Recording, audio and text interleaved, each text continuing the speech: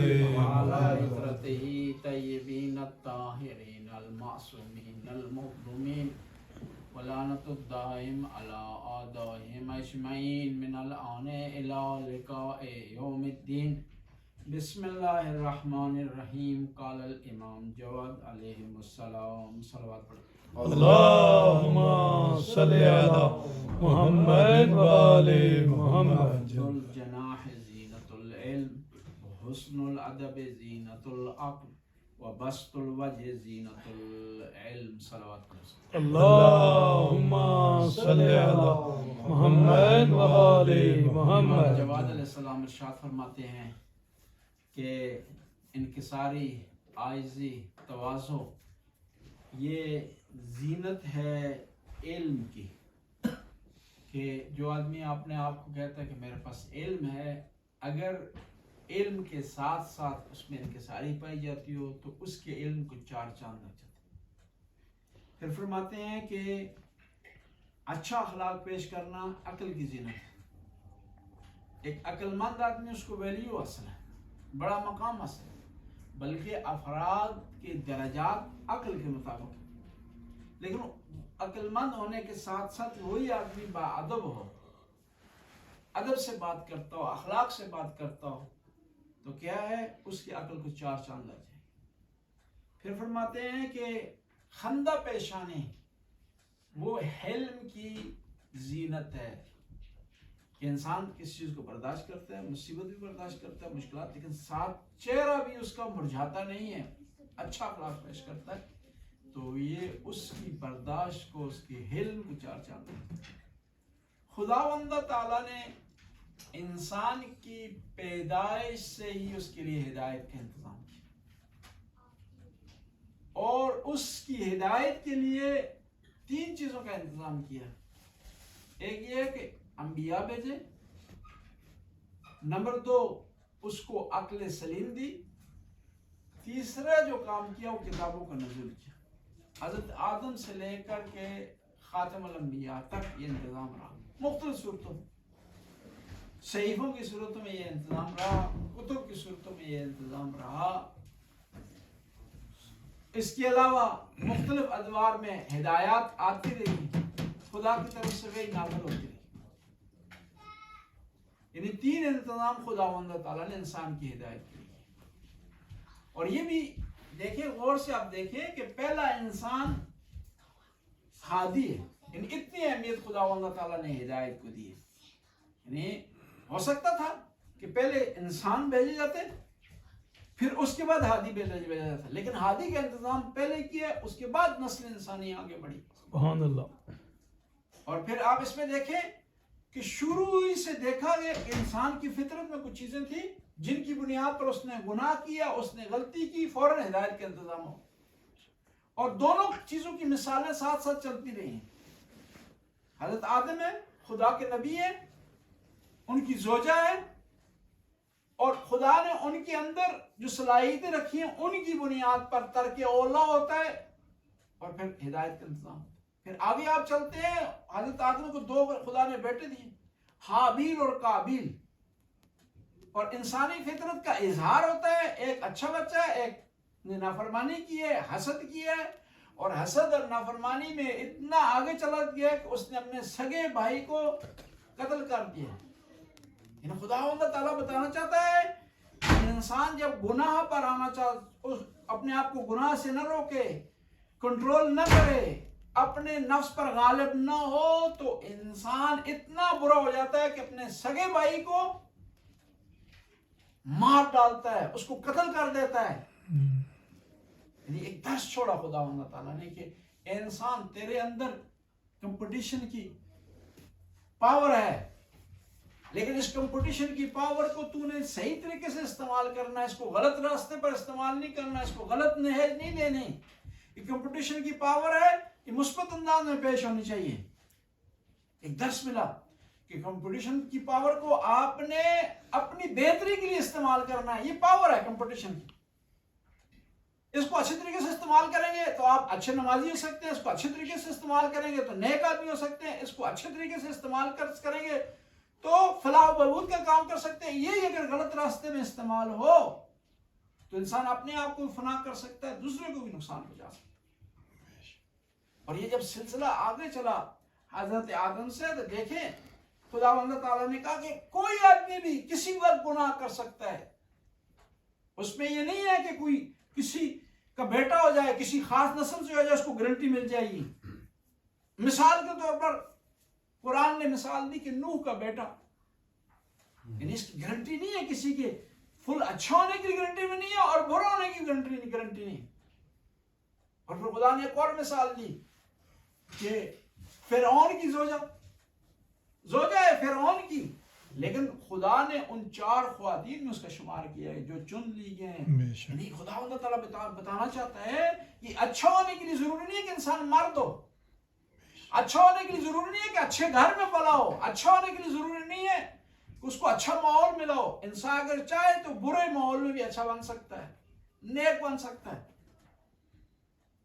اور پھر جب یہ سلسلہ چلا ہمارے نبی محمد مصطفیٰ تک، اللہم صلی علی محمد وہاں دین کو سمجھنے کے لیے، ہدایت تک پہنچنے کے لیے، لوگوں تک ہدایت کو پہنچانے کے لیے خداوند تعالیٰ نے جو ہے وہ 3 انتظام کیے ہیں گزشتہ کی طرح، لیکن تھوڑا سا یہاں مختلف ہے۔ وہاں ہم نے کہا کہ کتابیں بھیجی ہیں، یہاں خداوند تعالیٰ نے ایک مکمل جامع معنی اور جو ہے وہ تمام چیزوں پر مشتمل کتاب بھیج دی، اور پھر کہہ دیا کہ گزشتہ کتابیں تھیں، ان کی ویلیو تھی، لیکن اس کتاب کے آنے کے بعد وہ منسوخ ہو چکی ہیں۔ وہ ایک زمانے تک تھی، یہ کتاب ہمیشہ کے لیے ہے۔ وہ خاص علاقے تک تھی، یہ ہر علاقے کے لیے ہے۔ وہ ایک خاص نسل تک تھی، یہ ساری نسلوں کے لیے ہے۔ یہ اتھارٹی ملی قرآن کو۔ اس لیے ہم کہتے ہیں نا، اور شیعہ اور سنی میں اس حوالے سے جو ہے وہ اگر فرق ہے تو وہ بھی آپ خدمت پیش کرتے ہیں کہ 4 ریفرنس ہیں دین کو سمجھنے کے لیے، ہدایت حاصل کرنے کے لیے۔ شیعہ اور سنی اس پر متفق ہے، تھوڑا سا اختلاف ہے، اور اختلاف ہے بھی تو تھولکنگ میں ہے، تفسیر میں ہے۔ اصل میں شیعہ اور سنی دونوں کہتے ہیں کہ قرآن پاور ہے، اتھارٹی ہے۔ کسی حکم کو لینا ہو، شریعت کو لینا ہو، آپ نے قرآن نے لینا ہے، قرآن نے۔ لیکن افسوس سے یہ کہنا پڑتا ہے کہ دونوں کہتے ہیں قرآن سے لیں، اور قرآن میں واضح طور پر لکھا ہوا ہے کہ وضو آپ نے اس طرح کرنا ہے۔ دونوں کہتے ہیں کہ قرآن سے ہمیں وضو لیا ہے، ایک جو ہے وہ قرآن کو فالو کر رہے ہیں، قرآن کو فالو نہیں کر رہے۔ اب سوال ہی پیدا ہوتا ہے، قرآن ایک ہے، اس کی آیات مشخص اور معین ہے، اس میں زبر زیر کا فرق نہیں ہے، پھر کیوں اختلاف ہے؟ جواب یہ ہے کہ قرآن کو سمجھنے کے لیے جو طریقہ پیغمبر نے بتایا تھا، وہ طریقہ کوئی استعمال اگر نہیں کرتا تو گمراہی کا شکار ہو جائے گا۔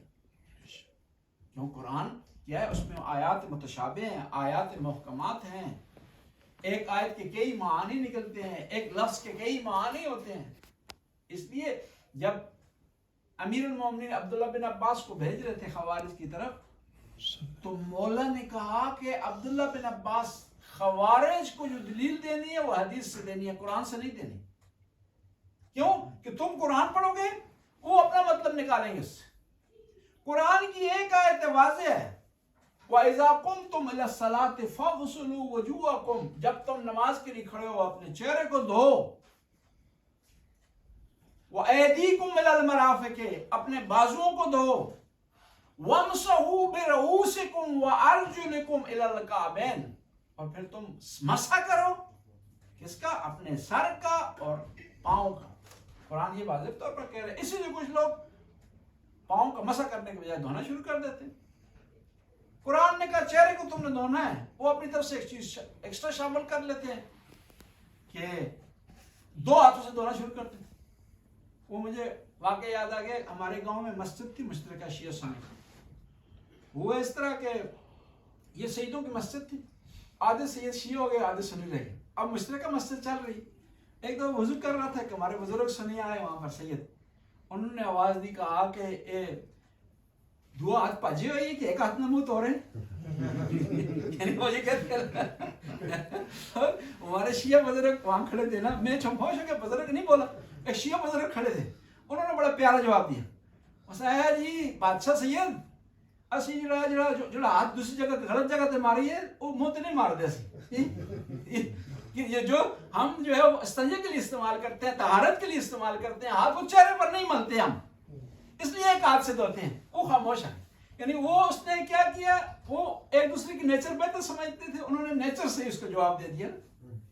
یا مثال ایک اور دوں. ایک دفعہ ہمارے گاؤں میں ایک سنی تھا، وہ وضو کر رہا تھا. اہل سنت وضو کرتے ہوئے اس طرح کرتے ہیں نا، یہ بازوں کو دھوتے ہوئے، یعنی پانی یہاں سے ڈالتے ہیں، یہاں سے پانی نکالتے ہیں، یعنی اس طرح دونوں ہاتھوں کو، پہلے آتے سے ہاتھ کو دھوتے ہیں، پھر اس ہاتھ کو دھوتے ہیں اس طرح. تو وہ مجھے کسی نے کہا کہ آپ یہ لڑکا بڑا مذہب حقہ کی طرف مائل ہے، تو اس کو سمجھائیں تھوڑا سا. وہ میں اس کو بلایا، میں نے کہا تم کس طرح وضو کیوں کرتے ہو؟ اس نے کہا کہ ہمارا فقہ میں لکھا ہوا ہے، قرآن میں لکھا ہوا ہے، یہ ہے وہ. میں نے کہا نہیں، تمہیں قرآن میں لکھا ہے تم نے بازو دھونے، قرآن میں نہیں لکھا ہوا کہ تم نے بازو اس طرح دھونے ہیں یا اس طرح دھونے، قرآن میں لکھا ہوا دھونے. لیکن تم سے میں پوچھتا ہوں کہ جب تمہارے یہ کپڑے گندے ہو جاتے ہیں، یہ قمیض تمہاری گندی ہو جائے، تو اس کو اس طرح دھوتے ہو یا اس طرح کر کے دھوتے ہو؟ اس نے کہا کہ میں اس طرح کر کے دھوتا ہوں. کہا کیوں؟ میں نے پوچھا کیوں؟ کہا اس لیے کہ اگر اس طرح دھوؤں گا تو مزید نجس ہو جائے گی، مزید گیلی ہو جائے گی. میں نے کہا قرآن بھی اور اسلام بھی دین فطرت ہے. جب اس نے کہا کہ آپ نے بازو دھونے ہیں تو ہم نے فطرت کے مطابق دھونے ہیں، تاکہ پانی نیچے کی طرف جائے، کونیوں کے پیچھے کی طرف، بازو اور کندھے کی طرف پانی جانا شروع ہوتا ہے. اور یہ بات جب اس کے ذہن میں بیٹھ گئی تو اس کے بعد وہ شیعہ نہیں ہوا. لیکن وضو میں جب بازو دھوتا تو اس طرح دھوتا تھا. بس شریعت نے ہمارے لیے 4 ریفرنس رکھے ہیں جس کو ہم نے فالو کرنا ہے. ایک ہے قرآن، نمبر 2 حدیث ہے، نمبر 3 عقل ہے، نمبر 4 اجماع.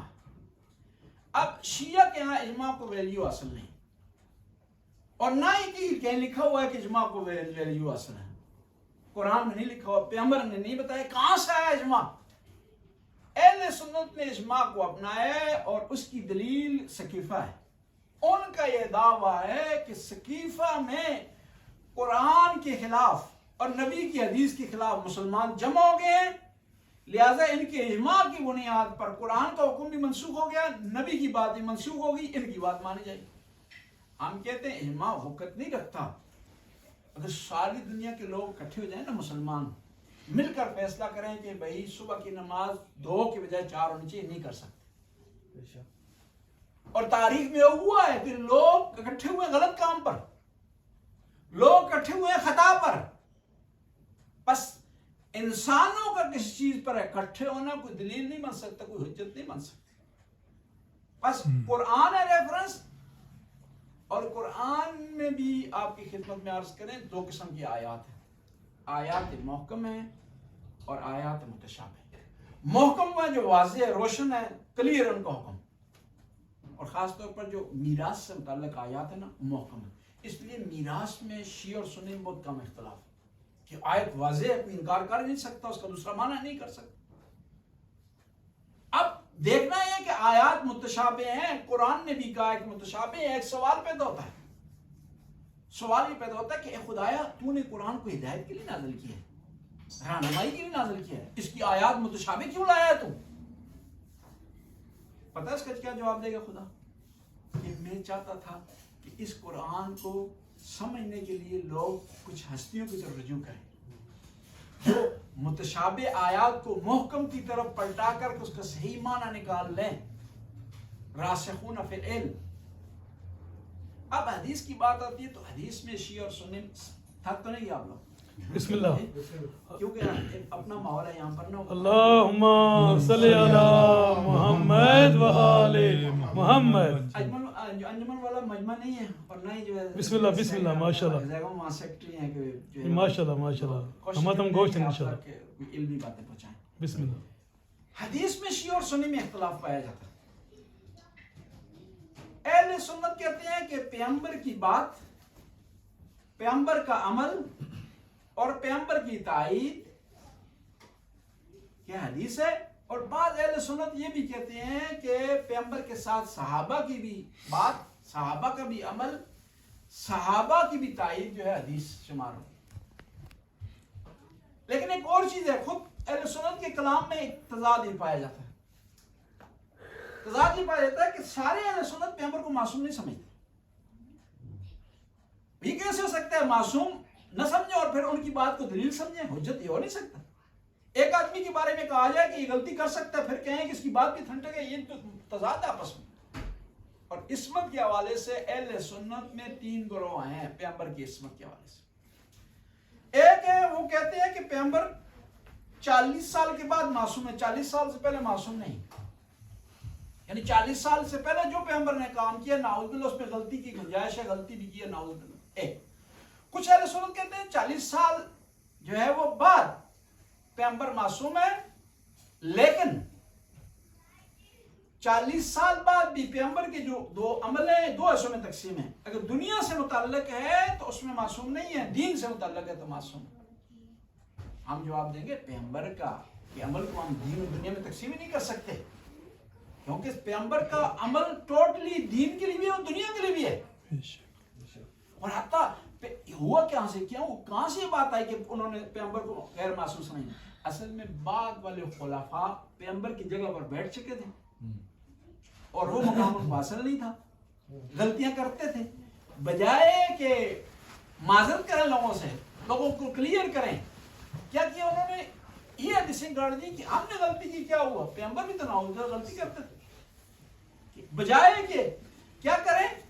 اپنے آپ کو ٹھیک کریں، پیغمبر کے مقام کو نیچے لائے اپنے، تاکہ اپنے منصب پر بیٹھنے کو کیا اس کے لیے توجیہ کر سکیں، اس کے لیے دلیل فراہم کر سکیں.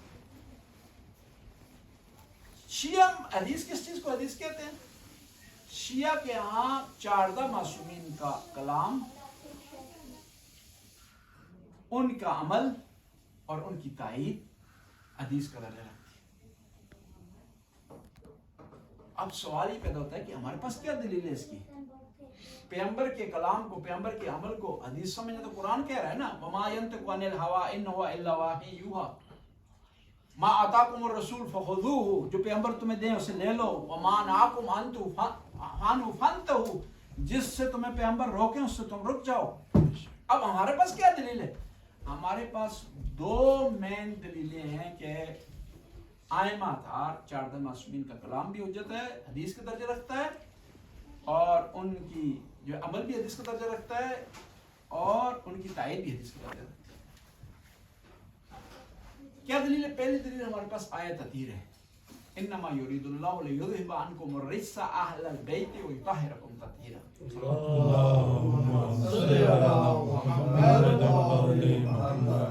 یہ ہمارے پاس دلیل ہے. اب اہل سنت اس آیت کا انکار نہیں کر سکتے تھے، اس کے معنی میں تو اہل سنت، کچھ اہل سنت ایسے ہیں اس کی ناانصافی کہتے ہیں کہ یہ آیت تطہیر ہے ہی صرف نبی کی بیویوں کے لیے. کچھ تھوڑا کو بہتر آ جاتے ہیں، کہتے ہیں کہ آل بیت کو بھی شامل ہے، نبی کی بیویوں کو بھی شامل ہے. اب سوال یہ پیدا تھا ہمارے پاس کیا دلیل ہے کہ یہ آیت صرف آل بیت کو شامل ہے؟ کہتے ہیں نا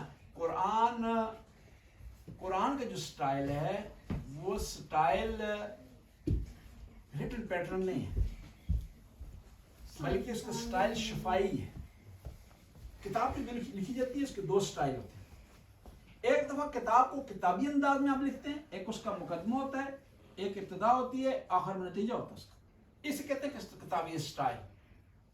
اس میں آپ کا مخاطب غائب ہوتا ہے، سامنے نہیں آپ کا مخاطب. آپ نے کتاب لکھ دی، ممکن ہے آپ جو لکھاری ہے کتاب کا اس کے لکھنے کے 100 سال بعد اس کو کوئی پڑھنے والا ہو، ممکن ہے وہ اس سٹائل سے لکھے گا تاکہ 100 سال بعد والا بھی پڑھنا چاہے تو اس کو پڑھنے میں کوئی مشکل نہ ہو، اس کو لکھاری کو بلانا نہ پڑے کہ تم نے یہ لکھا ہے اس کا کیا مطلب ہے. لیکن قرآن کی موقع کے مطابق نازل ہوا ہے، وقتاً فوقتاً نازل ہوا ہے، یکجا نازل نہیں ہوا، تو اس کا سٹائل جو ہے وہ ریٹن پیٹرن نہیں ہے، کتابی صورت میں نہیں ہے. قرآن شفائی صورت میں واقعات کو اکٹھا کر کے جمع کر دیے. اور یہ یاد رکھیں کہ جو چیز کتاب شفائی صورت میں لکھی جاتی ہے، ریٹن پیٹرن نہیں ہوتا، اس کو سمجھنے کے لیے بیک گراؤنڈ کا ہونا ضروری ہوتا ہے. بیک گراؤنڈ کے بغیر آپ کو نہیں سمجھ سکتے. اس بیک گراؤنڈ میں تاریخ آپ کو مدد دیتی ہے، اور وہ لوگ جن کے سامنے وہ قرآن نازل ہوا وہ آپ کو سمجھا سکتے ہیں کہ یہ آیت کہاں نازل ہوئی. اور یہاں پر قرآن کی جو آیت تطہیر ہے اس میں اختلاف پایا جاتا ہے سیاق و سباق کے درمیان اور شان نزول کے درمیان. آسان کر دوں، آیت تطہیر ایک جملہ ہے، ایک آیت کا حصہ ہے جس سے پہلے بھی نبی کی بیویوں کا ذکر ہے، اس کے بعد بھی نبیوں کی بیویوں کا ذکر ہے. اس کا سیاق و سباق کیا ہے؟ نبی کی بیویاں ہیں. لیکن کیونکہ قرآن کا سٹائل ریٹن نہیں ہے، شفائی ہے، واقعات کے مطابق ہے، تو ہم نے یہاں سیاق و سباق کو ترجیح نہیں دینی، ہم نے اس کے شان نزول کو ترجیح دینی. شان نزول میں جب دیکھا جاتا ہے تو اس میں نبی کی بیویاں شامل نہیں تھیں آیت تطہیر میں، بلکہ نبی کی ازواج میں سے نیک، فاضلہ، عالمہ، متقیہ بیوی ام سلمہ، ان کو اجازت نہیں ملی کہ وہ آیت تطہیر کے ضمن میں آئیں یا چادر تطہیر کے نیچے آئیں. بس یہاں پر ہم نے سیاق و سباق کو مد نہیں رکھنا، بلکہ ہم نے کیا کرنا ہے، اس کو شان نزول کو دیکھنا. شان نزول کے مطابق نبی کی بیویاں اس میں شامل نہیں ہیں آیت تطہیر میں. اور دوسرا فرض کر سیاق و سباق کو بھی ہم دیکھتے ہیں، ریفرنس ٹو کنٹیکسٹ کی بات کرتے ہیں تو سیاق تبدیل ہو گیا ہے. اس سے پہلے کنہ کی ضمیر آ رہی ہے، اے نبی کی بیویوں، کیا جمع مؤنث کا صیغہ استعمال ہو رہا ہے. جب بات آتی ہے اہل بیت کی تو وہاں جمع مؤنث کا صیغہ استعمال نہیں ہوتا، بلکہ جمع مذکر کا صیغہ استعمال ہو رہا ہے. وہاں یعنی بتا رہا ہے کہ یہ جو آیت ہے اس میں پہلے کسی اور لوگوں سے متعلق یہ آیت ہے، جب قوم کا لفظ آتا ہے تو اس میں کچھ اور جو ہے لوگ شامل ہیں جو پہلوں والوں سے مختلف ہیں. بس ہم یہ کہیں گے اس بنیاد پر ائمہ اطہار علیہ السلام کی جو احادیث ہیں ان کا جو عمل ہے وہ کیا ہے، ہمارے لیے حجت ہے. اور یہ بھی آپ کے ذہن میں رہے کہ حدیث ایک زبانی ہے، قولی ہے، ایک حدیث عملی ہے. اور بعض مفسرین یا محدثین اس میں اختلاف کرتے ہیں کہ جو زبانی ہے ائمہ اطہار کی بات اس کو ہم حدیث کہیں گے، جو عملی ہے اس کو سنت کہیں گے. اور پھر سنت کے جو ہے وہ اہل سنت کے دو معنی ہوتے ہیں، بعض اوقات اس کو آپس میں مکس کر دیتے ہیں. سنت کا معنی حدیث کے میدان میں کیا ہے، پیغمبر کے عمل کو سنت کہا جائے گا. اور جب فقہ کے میدان میں اہل سنت آتے ہیں تو سنت سے مراد مستحب لیتے ہیں. اور اسی وجہ سے کنفیوژن کا شکار ہو جاتے ہیں اہل سنت کہ اس داڑھی کو وہ ایک دفعہ سنت کہتے ہیں، کبھی فقہی معنی لیتے ہیں اور کبھی جو حدیثی معنی لیتے ہیں. یعنی ہم جب یہ کہیں کہ یہ داڑھی سنت ہے، اگر اس کو حدیث میں معنی لیں گے گویا کہ پیغمبر نے داڑھی رکھی، اس کا معنی یہ ہے. آپ فقہ میں لے آئیں گے تو اس کا معنی سنت کا یہ ہے کہ داڑھی واجب نہیں ہے بلکہ کیا ہے، مستحب ہے. اور اسی وجہ سے اہل سنت کی اور ہماری بعض اصطلاحات میں فرق ہے. بعض موارد میں ان کے یہاں فرض ہے، واجب ہے، سنت ہے اور نفل ہے. ہمارے یہاں فرض نہیں ہے، فرض اور واجب ایک ہی چیز ہے. ان کے یہاں جو فرض ہوتا ہے نا واجب سے اوپر ہوتا ہے، اس کا درجہ واجب کا درجہ کم ہوتا ہے. اور ان کے یہاں جو سنت ہوتی ہے وہ ہمارے یہاں مستحب مؤکد ہے. یہ تھوڑا سا اصطلاحات کا جو ہے تھوڑا بہت فرق ہے. جب بھی انسان اہل بیت سے دور ہوگا نا تو کنفیوژن کا شکار ہو جائے گا. بس عرض یہ کرنا تھا کہ خداوند تعالیٰ نے پیغمبر کی گرامی صلی اللہ علیہ وسلم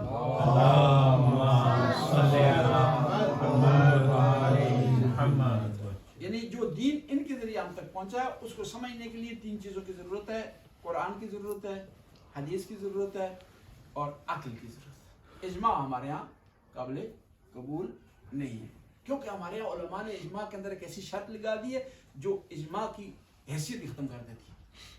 ہمارے علماء یہ کہتے ہیں کہ اجماع میں شرط یہ ہے کہ اس میں امام معصوم کی رائے شامل ہو، تب وہ حجت رکھتا ہے. پھر تو جب ہم کہیں کہ امام کی رائے شامل ہوگی تو پھر اجماع نہ رہا، وہ تو سنت ہوگی، حدیث ہوگی، جی پھر اجماع نہیں رہا.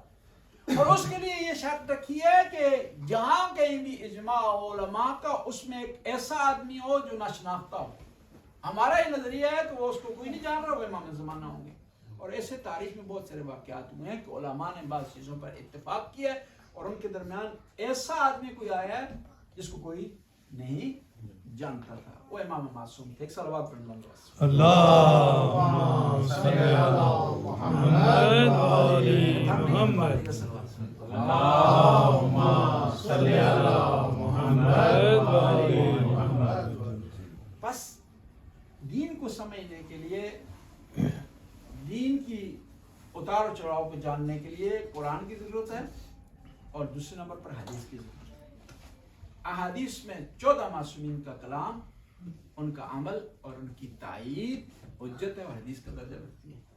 تائید کے بارے میں کہا جاتا ہے کہ معصوم کے سامنے کوئی آدمی کوئی عمل بجا لائے اور معصوم تقیہ کی حالت میں بھی نہ ہو اور اس پر خاموش رہیں، اور امام اور معصوم کا بلکہ معصوم کا خاموش رہنا اس بات پر دلیل ہے کہ معصوم اس کی تائید کر رہے ہیں اور گویا وہ سنت ہے، گویا وہ حدیث ہے۔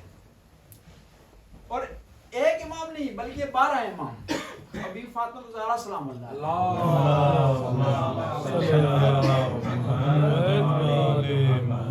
ان سے منقول ہزاروں احادیث ہمارے پاس ہیں اور متعدد کتابیں ہیں اس کی، لیکن ان میں سے جو مین کتابیں ہمارے پاس 4 کتابیں ہیں، کتب اربع۔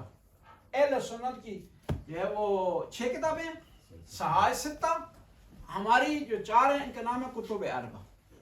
اہل سنت پرانا نام ان کا صحائف 7 ہے، نیا نام انہوں نے تبدیل کر دیا ہے، انہوں نے کہا ہے جوامع احادیثی۔ اب ان کے نزدیک صرف صحیح اور بخاری صحیح ہے، دوسری 4 کتابیں صحیح نہیں ہیں، ان کے نام انہوں نے تبدیل کر دیے ہیں۔ ابھی نہیں کہتے صحیح ترمذی، بلکہ کہتے ہیں سنن ترمذی یا جامع ترمذی۔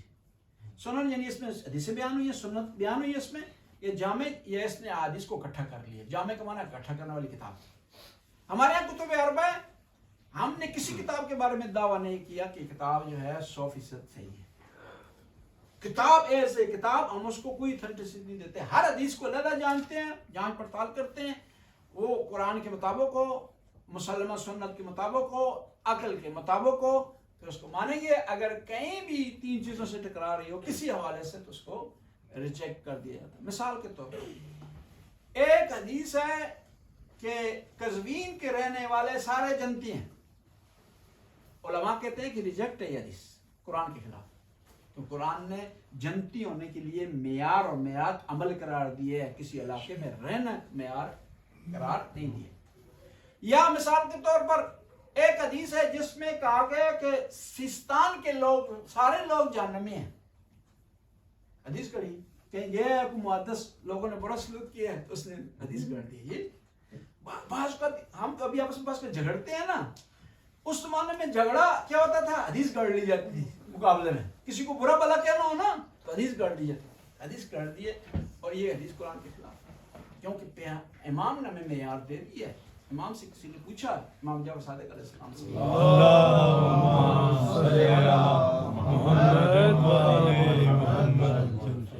کہ آپ کی احادیث ہمارے تک پہنچتی ہیں، ان میں احادیثیں ایک دوسرے سے ٹکرا رہی ہوتی ہیں، تو ہمیں کس طرح پتہ چلے کہ حدیث آپ کی ہے، ٹھنڈک حدیث ہے؟ امام نے فرمایا خذوا ما وافق کتاب اللہ، اس حدیث کو لے لو جو قرآن کے موافق ہو، اور جو قرآن کے مخالف ہو اسے دیوار پر مار دے۔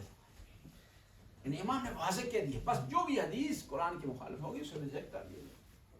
یا مثال کے طور پر اہل سنت میں ایک حدیث ہے کہ مکھی کہیں دودھ میں، چائے میں کہیں گرے تو اسے خوب ڈبوئیں، اس کے بعد پی لیں اسے۔ نیچے اس میں تفصیلہ لکھا ہے، کیونکہ اس کے 2 پر ہوتے ہیں، ایک پر میں اس کے نقصان اور ایک میں شفا پائی جاتی ہے، یا آج کے الفاظ، ایک میں اس کے پر میں کیا ہے، جراثیم ہے، کرونا ہے، دوسرے میں وٹامن ہے، تو مسئلہ حل ہو جائے گا۔ نہیں، ہم کہتے ہیں کہ کیونکہ یہ مسلمہ حدیث جس میں کہا گیا النظافۃ من الایمان، اس کے خلاف لذت سے ریجیکٹ کر دیا جائے گا۔ بہت ساری ایسی احادیث ہیں، لوگوں نے اپنے مال بیچنے کے لیے، اپنی چیزیں بیچنے کے لیے، اور یہ جو طب سے متعلق احادیث ہیں نا، اس میں اکثر احادیث اسی بنیاد پر لوگوں نے لائی۔ 2 دکانیں حکیموں نے کھولی ہیں آمنے سامنے، ایک کی دوائی بک رہی ہے، دوسری کی نہیں بک رہی، اس نے اوپر لکھ دیا طب نبوی، بیچنے کے لیے، کیونکہ ائمہ اطہار انبیاء اس لیے نہیں آئے کہ لوگوں کو طب سکھائیں، لوگوں کو ڈاکٹری سکھائیں، وہ انہوں نے نیچر پر چھوڑ دیے، علم پر چھوڑ دیے، دانش پر چھوڑ دیے، تجربے پر چھوڑ دیے۔ لیکن نا اس سے بڑا واقعہ کوئی نہیں ہو سکتا کہ امیر المومنین کو ضربت لگی تو کس کو بلایا گیا؟ ڈاکٹر کو بلایا گیا، ہمیں اور آپ کو سکھانے کے لیے، کہ کل آپ کو کوئی جو ہے غلط فائدہ نہ اٹھائے آپ کی اس اہل بیت کی محبت کی کمزوری سے، کہ بھئی یہ طب نبوی ہے، طب امام جعفر صادق ہے، یہ فلاں آدمی کی طب ہے۔ نہیں، طب سکھانے کے لیے ان کو پتہ تھا، لیکن طب سکھانے کے لیے نہیں آیا، وہ ہدایت کے لیے ہے، لوگوں کو مایوسی سے نکالنے کے لیے، خدا کے راستے پر چلانے کے لیے، سیدھا راستہ دکھانے کے لیے ہستیاں آئی. اس لیے علماء یہ کہتے ہیں کہ اکثر جو ہے، بلکہ ایک آدمی نے تحقیق کی تھی، اس نے کہا کہ یہ ساری روایات طب سے متعلق ان کا راوی مجہول ہے، یعنی حتیٰ انہوں نے حدیث گڑھنے کے لیے راوی بھی گڑھا ہے. ایک دفعہ یہ ہوتا ہے نا حدیث گڑھ کے کسی سے منسوب کرنا جو موجودہ راویوں سے، اس نے کیا کیا، جس نے یہ روایتیں گھڑی ہیں طب سے متعلق راوی بھی اس نے گڑھا ہے. جس طرح وہ علامہ مرتضیٰ عسکری نے کتاب لکھی کہ 300 بناوٹی صحابہ، کہ انہوں نے ثابت کیا تھا اپنی کتاب میں کہ 300 ایسے راوی ہیں اہل سنت کی کتابوں میں کہ جن کا نام و نشان ہے تاریخ میں نہیں، کہ ان آدمی گھڑا گیا ہے، گھڑنے کے بعد اس سے بہت ساری روایات منسوخ کر دی ہیں. ہم لمبی بحث کو نہیں لیتے، آتے ہیں اپنے اصلی ٹاپک کی طرف. امام جواد علیہ السلام، اللہم صلی علی محمد. احادیث کے میدان میں اور تاریخی حوالے سے اور کسی حوالے سے دو ہستیوں کو لوگ بہت کم جانتے ہیں اور کم اہمیت دی جاتی ہے، امام تقی علیہ السلام اور امام نقی علیہ السلام. حالانکہ ایسا نہیں ہونا چاہیے، اور حتیٰ بعض اوقات ایسا ہوتا ہے کہ ہم ان کا دن ہوتا ہے تو فضائل امیر المومنین کے پڑھتے ہیں. اس میں کوئی شک نہیں کہ امیر المومنین کے فضائل بہت زیادہ ہیں، لیکن اس ہستی کا دن منانے کا مطلب یہ ہوتا ہے کہ اس ہستی سے متعلق بات کی جائے، ہمارے بچوں کو، ہماری آئندہ نسلوں کو، سب کو علم ہو کہ کس پائے پر یہ ہستی تھی. اور اس کی وجہ یہ ہے کہ امام جو ہے تقی علیہ السلام کی شناخت کم ہے، کم ان کو پہچانا جاتا ہے. ایک وجہ یہ ہے کہ آپ کو کم سنی کی حالت میں، کم عمری میں جو ہے آپ کو امامت ملی.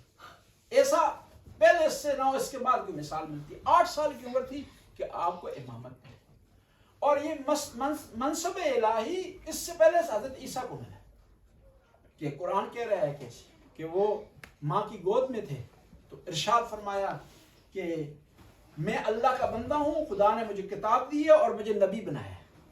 اس وقت ان کو مل گئی یہ منصب اور یہ فیض ملا خدا تعالیٰ.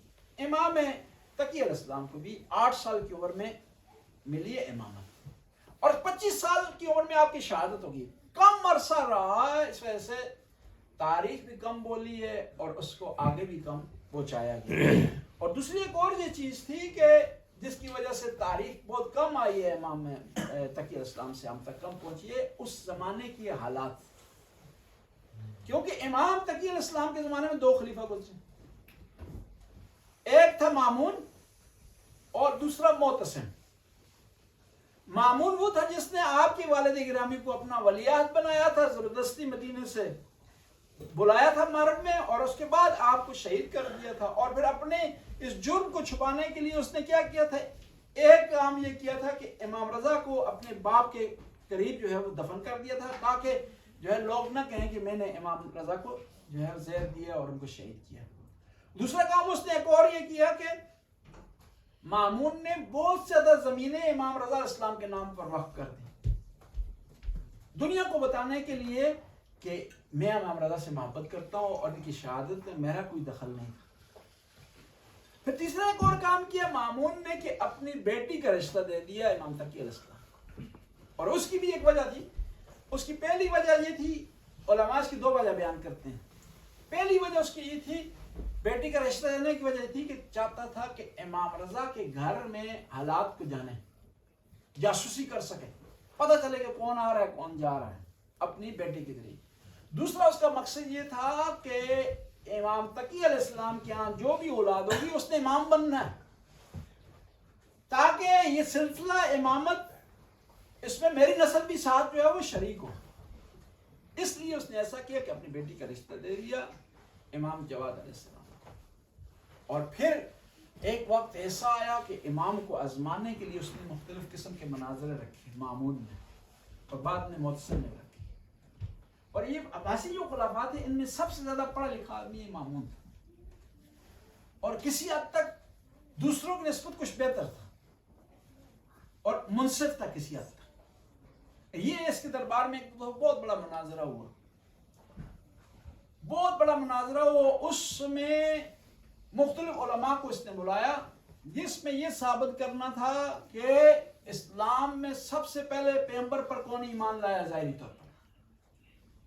تو وہاں پر اس نے علماء کے ذریعے بحث کی، سٹرگل کی، کوشش کی، یہ ثابت کرے کہ جو ہے وہ امام علی سب سے پہلے ایمان لائے. یعنی ظاہر کرنا چاہتا تھا کہ میں اہل بیت سے محبت کرتا ہوں، اہل بیت علیہ السلام کو چاہتا ہوں. کہ وہاں اس کے بہت بڑے علماء ہیں، بڑے بڑے فقہاء ہیں جنہوں نے ثابت کیا نہیں ابو بکر سب سے پہلے جو ہے ایمان لائے، امام علی علیہ السلام نے ایمان لائے. وہاں پر تاریخی لحاظ سے ثابت ہوا کہ ابو بکر جب ایمان لایا اس سے پہلے تقریباً 10 آدمی ایمان لا چکے تھے. اور وہیں یہ ثابت ہوا کہ تاریخی حوالے سے کہ سب سے پہلے 3 افراد نے خانہ کعبہ کے قریب نماز پڑھی ہے، پیغمبر پاک، حضرت خدیجہ اور امام علی علیہ السلام. اور اسی کے زمانے میں اس نے کچھ ایسے مناظروں کا انتظام کیا جو مناظرے جو ہے امام جواد علیہ السلام سے متعلق تھے. یحییٰ بن اقسم بہت بڑا پرانا اس کا ماہر، اس کا قاضی القضات تھا، چیف جسٹس تھا، اور اسے بہت بڑا عالم دین سمجھا جاتا تھا. ہوا اس طرح کے مامون کے پاس لے آئے ایک چور کو. قرآن نے کہا نا السارق والسارقۃ فاقطعوا ایدیہما، کہ جب چور اور چورنی کے ہاتھ کاٹ دیے جائیں جب وہ چوری کرے. لیکن اس کے لیے شرائط ہیں، کنڈیشنز ہیں، ایسے نہیں کہ ہاتھ کاٹ دیے جائیں. 8 شرطیں علماء اس کو ذکر کرتے ہیں کہ جو ہے وہ تالا نہ ہو، کھلا ہوا سامان پڑا ہو، اس کی اتنی اماؤنٹ ہو، پھر اس کے بعد جو ہاتھ کٹیں گے. اب عربی میں جو ہے پہلے بھی عرض کر چکا ہوں کہ بعض آیات قرآن کی متشابہ ہیں، ان کی کئی معنی. اب عربی میں ید کا لفظ استعمال ہوتا ہے. قرآن نے کہا نا السارق والسارقۃ فاقطعوا ایدیہما، چور اور چورنی کے ہاتھ کاٹ دیے. عربی میں اس کو بھی ہاتھ کہتے ہیں، اس کو بھی ہاتھ کہتے ہیں، اس کو بھی ہاتھ کہتے ہیں، اس کو بھی ہاتھ کہتے ہیں، اس کو بھی ہاتھ کہتے ہیں. یعنی ایک لفظ ہے، کئی معنی کا استعمال. کلائی تک بھی ہاتھ شمار ہوتا ہے، کونی تک بھی ہاتھ شمار ہوتا ہے، کندھے تک بھی ہاتھ شمار ہوتا ہے. اب قرآن نے کہا کہ چور اور چورنی کے ہاتھ کٹنے چاہیے. اب مامون نے کہا علماء کو کہ آپ بتائیں کہ ہاتھ کہاں سے کٹنا چاہیے اس کا، کہ کیا اس کا مصداق ہے. کسی نے کہا کہ یہاں سے کٹنا چاہیے کیونکہ سجدے میں یہاں تک جو ہاتھ لگتا ہے. کسی نے کہا کیونکہ وضو کی آیت کو لیا جاؤ، اس میں کونی کا تذکرہ ہے جی فاغسلوا وجوہکم وایدیکم الی المرافق. کسی نے اور کوئی دلیل لکھا کہ یہاں ہاتھ کٹنا چاہیے. امام جواد علیہ السلام سے پوچھا گیا کہ آپ بتائیں. امام نے ارشاد فرمایا کہ شرائط جب مکمل ہوں اور اس کے بعد اس کو روزگار دیا جائے، پھر روزگار کے باوجود بھی اگر وہ چوری کرتا تو اس کا ہاتھ یہاں سے کٹنا چاہیے. پوچھنے والوں نے پوچھا کہ کیا دلیل ہے؟ کہا قرآن کی آیت المساجد للہ، یہ سجدگاہیں ہیں نا 7، یہ اللہ کے لیے. اس نے غلطی کی ہے، چوری کی ہے، اس کو توبہ کی فرصت آنی چاہیے. توبہ تب کر سکے گا سجدہ اس کا مکمل ہوگا. لہذا آپ نے کیا کرنا ہے، یہاں سے ہاتھ کٹنا ہے تاکہ وہ سجدہ کر سکے. امام کا ایک جواب تھا. پورے اس محفل میں، مجمع میں جو علماء تھے ان پر سکوت طاری ہو گیا، خاموش، اور کوئی اس کے سامنے جواب نہیں دے سکا امام جواد علیہ السلام کے سامنے. امام جواد علیہ السلام کو ایک دفعہ بلایا مامون نے. بلانے کے بعد سارے علماء کو اکٹھا کیا، بڑے بڑے پائے کے علماء وہ موجود تھے، اور مامون نے کہا کہ آپ سوال کریں ان سے. اور امام جو ہے جواد علیہ السلام کی عمر 8 سال ہے. لوگ یہ علماء نے سمجھا کہ بچہ اس کو کوئی جو ہے جواب نہیں آئے گا، کوئی اس کی جو ہے ہمیں صحیح مطمئن نہیں کر سکے. تو امام جواد سے سوال پوچھا یحییٰ بن اقسم نے کہ مولا بتائیں کہ جو آدمی محرم ہو اور شکار کرے اس کا کفارہ کیا ہے؟ آپ جب احرام باندھتے ہیں نا، آپ پر کوئی پابندیاں لگ جاتی ہیں. جس طرح آپ تکبیرۃ الاحرام کہتے ہیں نا، آپ پر پابندی لگ جاتی ہے. آپ جب نماز میں کھڑے ہو تکبیرۃ الاحرام کہہ دی، اس کے بعد آپ فون نہیں سن سکتے، بات نہیں کر سکتے، ادھر ادھر فضول جو نہیں دیکھ سکتے، فالتو کوئی ایکٹیویٹی نہیں کر سکتے، موومنٹ نہیں کر سکتے تکبیرۃ الاحرام. اسی طرح احرام جب باندھتے ہیں، آپ احرام باندھتے ہیں چاہے حج کا ہو چاہے عمرے کا، اس کے بعد کچھ کام منع ہو جاتے ہیں. آئینہ آپ نہیں دیکھ سکتے، خوشبو آپ نہیں لگا سکتے، بالوں میں کنگھی آپ نہیں کر سکتے، بال بدن سے نہیں اکھیڑ سکتے، مچھر کو نہیں مار سکتے، مکمل جوتی نہیں پہن سکتے، سر کو نہیں ڈھانپ سکتے، خواتین چہرے کو نہیں ڈھانپ سکتی. یہ پابندیاں لگ جاتی ہیں. انسان فضول بحث نہیں کر سکتے، خواتین زیور نہیں پہن سکتی، زینت کی نیت سے انگوٹھی آپ نہیں پہن سکتے، یہ پابندیاں لگ جاتی ہیں. اور وہ پابندیاں کی کوئی خلاف ورزی کرتا ہے تو اس کو بعض پابندیاں ایسی ہیں ان کا جرمانہ ہے جسے کہتے ہیں کفارہ. یحییٰ بن اقسم نے کہا کہ ایک آدمی محرم ہے, اس نے احرام باندھ لیا ہے, شکار کیا, اس کا کفارہ کیا ہے؟ امام نے فرمایا کہ پہلے بتاؤ جو احرام اس نے باندھا ہے وہ احرام حج کا ہے یا عمرے کا ہے؟ پھر جب عمرے کا ہے تو عمرہ تمتع کا ہے یا عمرہ مفردہ کا ہے؟ پھر جب احرام باندھ رہا تھا دن کو باندھا اس نے رات کو باندھا ہے؟ پھر احرام جب باندھا اس نے جو شکار کیا حرم کے ایریے کے اندر کیا حرم کے باہر کیا ہے؟ پھر یہ بتایا جو جس چیز کا شکار کر رہا ہے وہ چھوٹی چیز تھی بڑی چیز تھی, اور یہ شکار اس نے بھول کر کیا ہے یہ جان بوجھ کے کیا؟ کہتے ہیں 20 شکیں امام نے نکالی. جب اس نے یہ جواب سنا یحییٰ نے وہ دھانگ رہ گیا اور خاموش رہنے لگا. پھر امام نے ایک ایک شکا الگ الگ اس کا جواب دیا. یہ امام جواد علیہ السلام کا علمی مقام تھا. پہلے بھی عرض کر چکا ہوں کئی دفعہ خدمت میں. اہل بیت علیہ السلام کی جو فضائل ہیں دو طرح کے. ایک فضائل ان کے معجزے کی صورت میں, کرامت کی صورت میں, علمی صلاحیت کی صورت میں. ان کو ہمیں بیان کرنا ہے اور اہل بیت کی فضیلت کو بیان کرنا. اس سے ہمارا عمل کے لحاظ سے لینا دینا نہیں ہے. ہم نے سننا ہے, اہل بیت کی فضیلت بیان کرنی ہے اور ان کی عظمت پر دلائل دینے ہیں, یا ان کی فضیلت سن کر کے جو مومن کا شیوہ ہے, مومن کا دل خوش ہوتا ہے, محبت کا اظہار کرتا ہے, ٹھیک ہے. اور دوسرے فضائل ان ہستیوں کے وہ ہیں جن کا ہم سے تعلق ہے. ان میں سے اخلاق حسنہ. کہتے ہیں کچھ ہستیاں بہت زیادہ شبیہ تھی پیغمبر کے, ان میں سے امام جواد علیہ السلام. اور پیغمبر کے اخلاق کے بارے میں کیا ہے؟ قرآن نے کہا انک لعلی خلق عظیم. پیغمبر خود فرماتے ہیں بعثت لاتمم مکارم الاخلاق.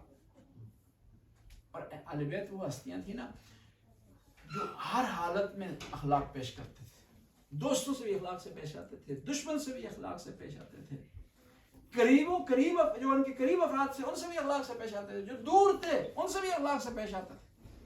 اور کئی لوگ اہل بیت علیہ السلام کے اخلاق سے متاثر ہو کر انہوں نے اہل بیت علیہ السلام کی اطاعت کی ہے.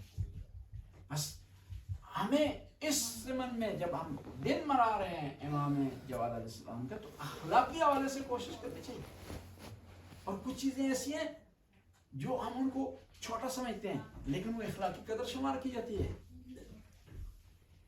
بعض کو ہوتا ہے ہم توجہ نہیں کرتے لیکن بد اخلاقی کر سکتے ہیں.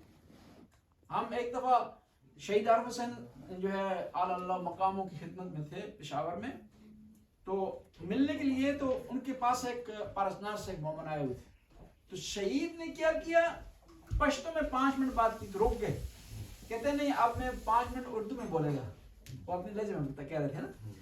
میں نے کہا کہ کیوں مولانا سکھانے میں یہ ناانصافی ہے کہ آپ ایک محفل میں بیٹھے ہوئے, یہ بد اخلاقی شمار ہوتی ہے کہ میں نے سے پشتو میں بات کی, آپ سے بات نہیں کی, آپ کو پشتو سمجھ نہیں آتی. یہ غیر اخلاقی عمل ہے کہ اگر میں آپ سے بات نہ کروں اور آپ کو جو ہے انگیج نہ رکھوں محفل کے ساتھ. آج کل ایسا ہو جاتا ہے. اور یہ بھی یاد رکھیے جو عمل آپ کریں گے نا, آپ کے بچے آپ کے عمل سے سیکھیں. آپ ٹیسٹ کر لیں 10 دن مسلسل آپ فون پر ایک سٹائل سے بات کریں اور ہر بات میں خدا نخواستہ نعوذ باللہ آپ جھوٹ بولیں. 10 دن ایسا کریں اور بچہ آپ کو دیکھ رہا ہو تو بچہ وہی کام کرے گا 10 دن.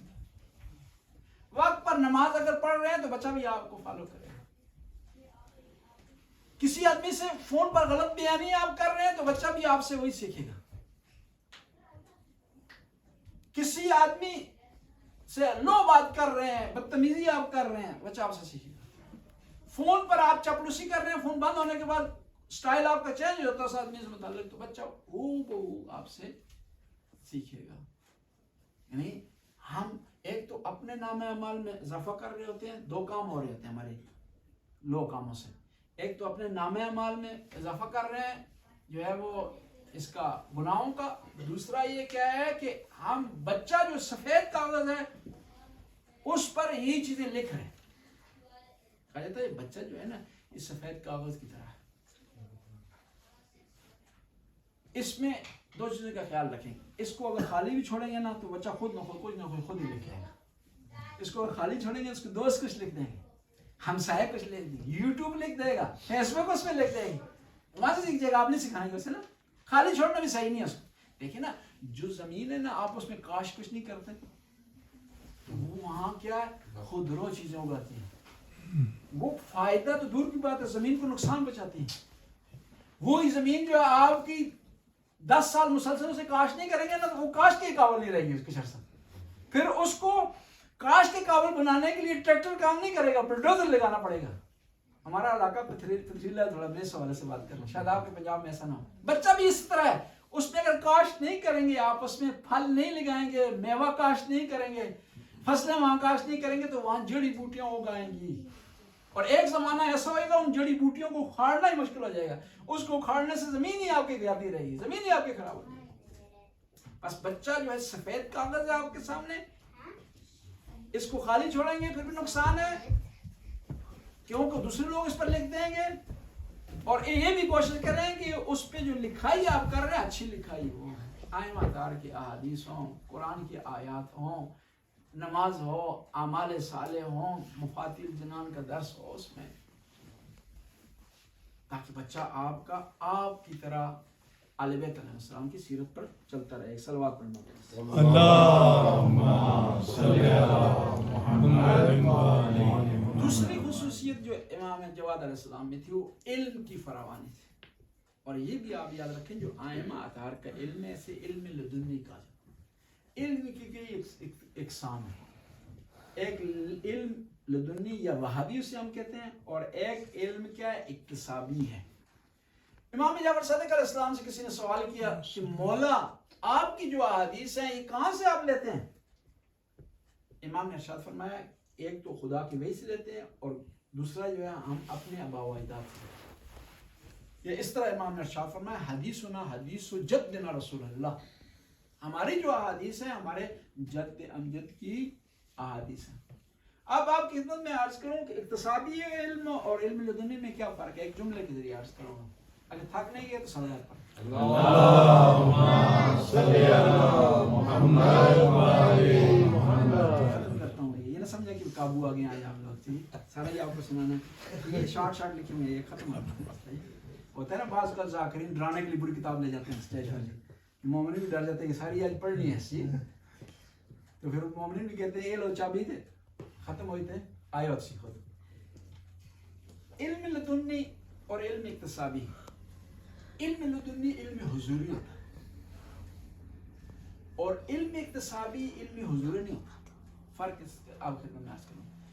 آپ یہاں پر آئے نا محسن کے گھر میں, اس گھر کے اس کمرے کا نقشہ آپ کے ذہن میں بیٹھ گیا, بلکہ اس محفل کا نقشہ آپ کے ذہن میں بیٹھ گیا. ملک صاحب یہاں بیٹھے ہوئے تھے, تھوڑا تھوڑا کوشش کر رہے تھے سونے کی بھی, یہاں بیٹھے ہوئے تھے.